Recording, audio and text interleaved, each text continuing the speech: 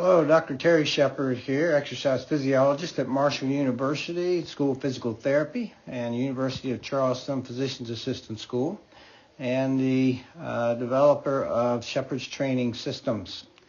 Got a young man at the top, 8 years old, very athletic, and this gentleman is going to do very well during his baseball season because of his athleticism.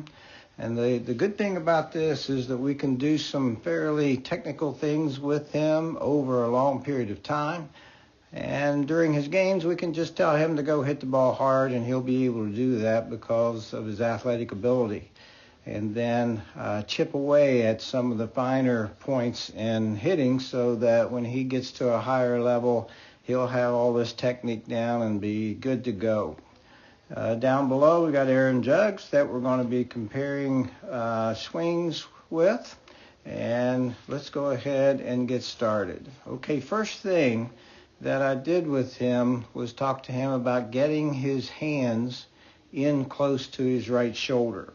So if you look down below and look at Aaron Juggs, you see that his hands are right in front of his right shoulder. Now, how would we tell the young man at the top to do that is if you notice his right arm is only at a 90-degree angle at the elbow, and his left arm is fairly straight. So what he needs to do is simply bend both of his arms at the elbow more, and that will bring the hands in front of the shoulder.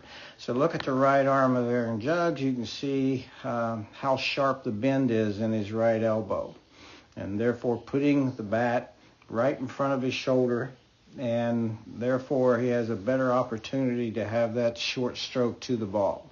So that would be the first thing that we do. We're going to do some mirror work with him to where he's got homework where he's going to be looking in the mirror and making sure that those hands are in front of the shoulder upon addressing the ball. Okay, so let's go ahead and take him through his swing a little bit. And you see that the first move that he makes is a good move, actually, is that he's taking the knob of the bat and pointing it toward the catcher, and he's essentially got the barrel of the bat behind his head. Now, most coaches would tell an athlete, don't wrap the bat around your head, stick the bat straight up or a 45-degree angle, pointing straight back. And this is incorrect. This is the bat position that we want to be in, but I would prefer that he would be in this bat position at address. So if we look down below again, we see Aaron Juggs getting ready to swing here, and look where his bat is. It's wrapped around the back of his head. The knob of the bat is pointing directly at the catcher. All right, so again, a move that's going to allow us to be very short and quick to the ball. So first thing then is get those hands in front of the shoulder. Second thing is at address, go ahead and assume this position that he's in right now, and then he will have a good address position, or what we call a launch position. All right, so let's go ahead and continue. And as you can see, very athletic move. He actually hit the ball quite well off the tee. But the first move that he makes is to take his elbow and watch his elbows begin to move down before he even begins to swing. Okay, so what he's doing, he's setting himself up for a significant bat drag here.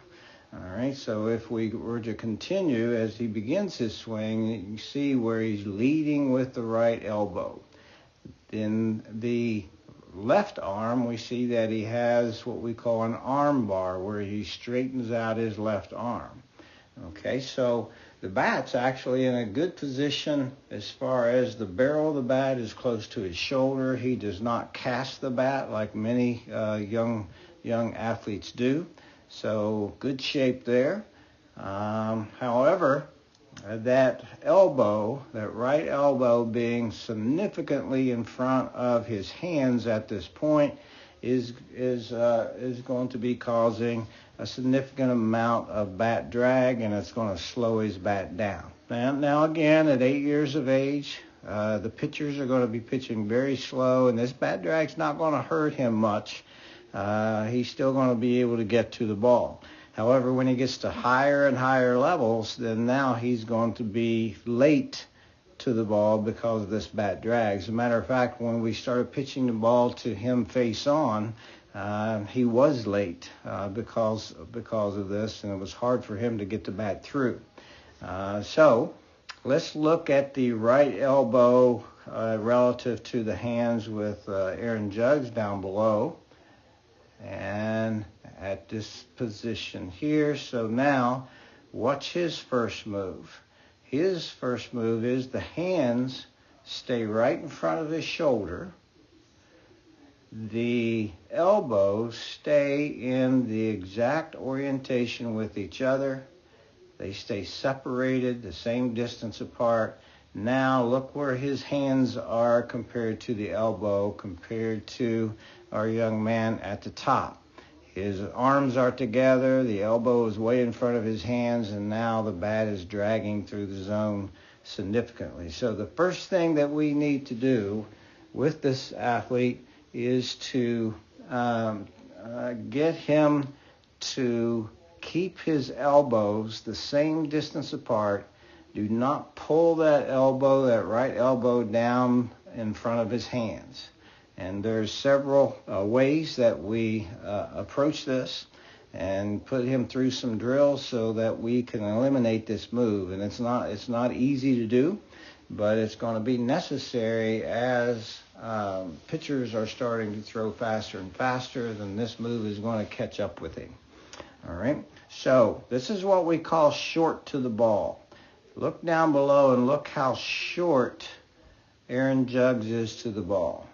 The hands stay inside the ball. The hands stay right with the orientation of the shoulder until we get right about here. And what he's actually doing is he's not approaching the ball with his arms and his hands. What he's doing is he's turning. The entire body is turning. He's keeping his hands and arms in the same orientation. Now that puts the hands in front of the arms. Now look at the left elbow, still bent compared to up there. Look at his left elbow, the young athlete, and you see we've got an arm bar situation where the arm is straight out. Okay, so we want to create a space here. That space that I'm referring to is between the right elbow and the left elbow. Needs to be the same distance all the way to contact in the ball. And you can see up at the top where he's putting his arms together and he's not maintaining that orientation. So that's something that over the next year or two we need to work on and get that elbow where it's supposed to be. He's still going to be successful at this age, even if he didn't have any lessons. But why not start him doing it right away, and then you don't have to break a habit that is very much ingrained over a period of years. So let's get him started correctly now. Okay, so another thing we need to be aware of is the rotation of the shoulders. He does pretty well here. The right shoulder is lower than the left shoulder. That's with that elbow there, that right shoulder has to be down. But when he starts actually approaching the ball, he's going to pull his left shoulder around, and now that tends to pull the bat across the plate rather than out through the ball. Okay, so you can see that now he's flattening his shoulders out and pulling his left shoulder around. So if we were to look at his orientation of his shoulders here, we see that they are fairly flat. Now down below, again, look at the orientation of the shoulder at relatively the same position, and you can see that the left shoulder is well above the right shoulder. This is called shoulder tilt.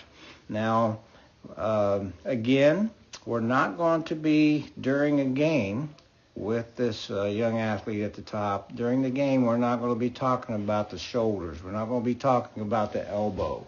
We're not going to be talking about all of this very fancy technique stuff during the game. We're just going to send him out there and tell him to hit the ball hard, and that's exactly what he will do. However, in the interim, in between games, we're going to keep working and chipping away at some of these more finer points. Then by the time that he gets to a level where the ball is going to be coming at him very quickly, he's going to be short to the ball, have the right technique, and now he's not going to be overwhelmed by a faster ball. So that's going to take a little while, but now is the time to start that. Okay, so we're going to clear these lines and continue. So now let's get to the point of contact. And at the point of contact, he actually looks like he's in a pretty good position here. This is what I call the punch position. The punch position would be the position of the right arm as if you're going to punch somebody in the stomach is the position that we need to be. So he's pretty good there. However, it's kind of subtle.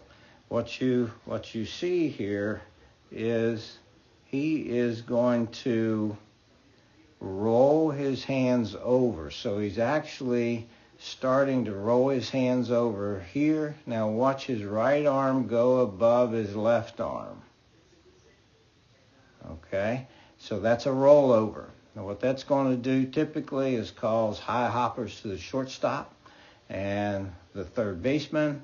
And again, at age 8, a high hopper to the third baseman and shortstop, probably he will get a hit out of that or at least get on base doing that.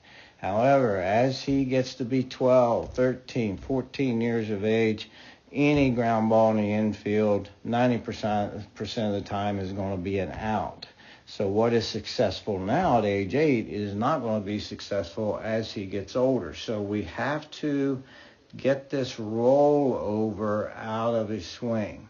So his palm is up on his right hand pretty good here, but it's hard to see that he's already in the process of rolling over. So watch closely here.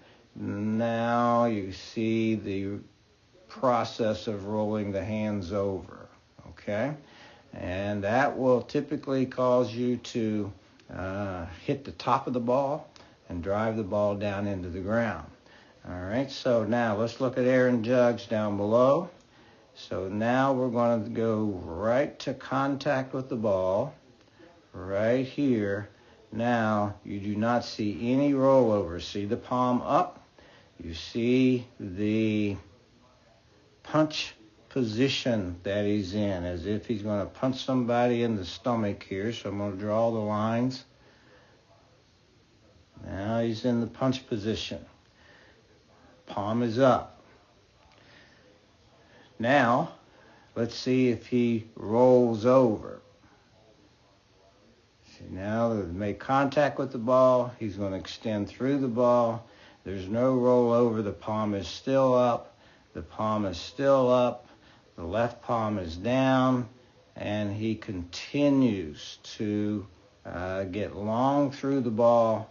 And now, finally, he starts rolling his hands over just to accomplish his follow-through right here. So you're just now starting to see a rollover. But when you get to contact, you're in that punch position, palm up, palm down, with the right hand and left hand respectively. Do not roll over at contact. All right? That's going to get the ball in the air, and that's what we want. In baseball now, we do not want ground balls. Ground balls in the infield most of the time is just going to be an out when you get to a more advanced level. So what we do is we hit the ball in the gap, we hit the ball over the fence, and that's the goal. And that's the whole idea behind the launch swing. Many coaches say the launch swing is going to cause you to pop up. That is just not true. They're not really understanding what the launch swing does if that's what they're thinking. Okay, so a lot of things to work on here. Let's go ahead and continue. Now you see we have a flip of the bat. Upon contact, flipping the bat. Okay, we want to prevent that flip by holding that angle through the ball. Hold that angle. The angle just below your wrist, just below your thumb, is still bent back. At this point, you're not flipping at the ball. The power is coming from your arms extending, your body turning, and then eventually, right at contact, you will start to use the wrist a little bit during the swing. And finally, the rollover is occurring way over here. So, our goal here with this athlete is to get his hands, if you look down below, his hands stay in front of his shoulder, his elbows stay separated at the same orientation. Now you begin to turn, and as you begin to turn, that bat is going to be wrapped right around his head and real close to his shoulders with his hands in. And now you see the hands are well in front of his right elbow, so he's not leading with his elbow, and now you're preventing bat drag. Then we're going to get to the punch position. And once we are in the punch position, now we're going to extend our wrist and our arms and release through the ball without rolling the hands over. So we've got a lot of things to work on there. And but the good thing is we've got a good athlete that understands very well where his body is in relation to space, and will be able to chip away at this as he goes through his baseball career. And when he gets to the point where he's seeing that 85-mile-an-hour pitching in high school, he's going to be able to jack it. Okay? So, Terry Shepard, thanks for listening, and we will talk to you the next time.